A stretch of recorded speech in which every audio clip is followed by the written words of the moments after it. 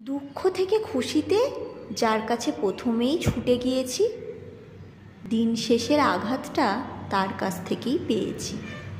তারপর একটু একটু করে বুঝতে শিখলাম, কারোর কাছে নিজেকে জমা রাখতে নেই। জমা রাখা মানেই নিজেকে সস্তা করে ফেলা, নিজেকে নিজের থেকে কেড়ে নেওয়া।